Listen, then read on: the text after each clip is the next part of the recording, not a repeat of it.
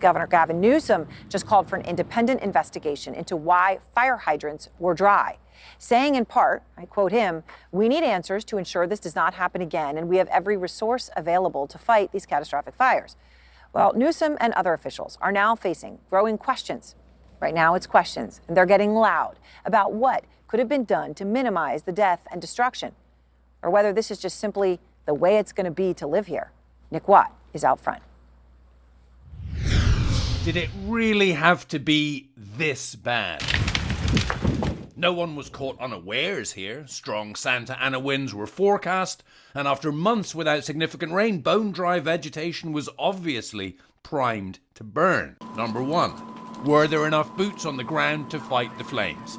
Easy answer, no.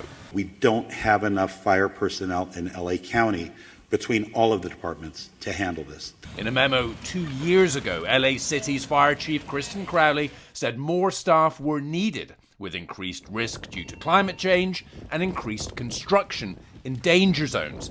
Just last month, Chief Crowley told Mayor Karen Bass that eliminating some civilian positions and cutting $7 million from firefighters' overtime severely limited the department's capacity to prepare for, train for, and respond to large-scale emergencies. Clearing brush, which is basically fuel, is crucial and mandatory. Chief Crowley says budget cuts mean they couldn't inspect to make sure the clearing was actually happening. There were no reductions that were made that would have impacted the situation that we were dealing with over the last couple of days. Number two, was there enough water to fight the flames? Again, easy answer, no. Multiple homes threatened. I need about 2 or 3 water tenders, and there were some engines. We got dry hydrants. 3 huge water tanks help boost pressure in the hydrants around here, but we were not able to fill the tanks fast enough because demand was overwhelming, and the Palisades is at the end of the city water system with narrower pipes with reduced flow. Some hydrants ran dry at absolutely critical moments, like 3 a.m. Wednesday. We've lost most of the hydrant pressure. Why was there no water in the hydrants, Governor? It's all literally. Is it going to be different next time? It has to be. But experts tell CNN there's not a city water system in the world that could have flawlessly handled this. Now that we're in the 21st century, I think we have a new climate and we need to rethink our infrastructure. Number 3, are building codes to blame? Yes and no. Anything built after 2008 is subject to some of the strictest fireproofing codes in the country, but only about 5% of structures around here were built after 2010, according to CAL FIRE. And those codes generally do not require retrofitting.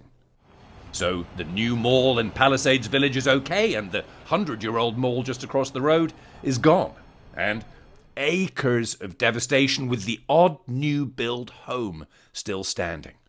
Number 4, power line problems. 6 years ago, the devastating Woolsey fire just east of here was lit, like many wildfires, by sparks from above-ground power lines in a Santa Ana wind. You could have 80-mile-an-hour winds, but if there's no spark, there's no fire. We don't know what ignited this week's fires, but according to Whisker Labs, there were multiple power line faults and sparks around the Palisades, Eaton and Hearst fires in the hours before they broke out.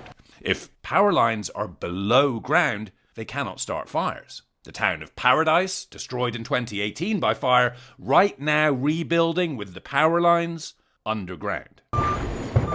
Now, this was, as some officials say, a perfect storm. The high winds meant they couldn't fight this fire from the air for those first crucial hours, and in terrain like this, without air assets, you've a hand tied behind your back. Rest assured, we will absolutely do an evaluation to look at what worked, what didn't work, and to correct or to hold accountable any body, department, individual, etc.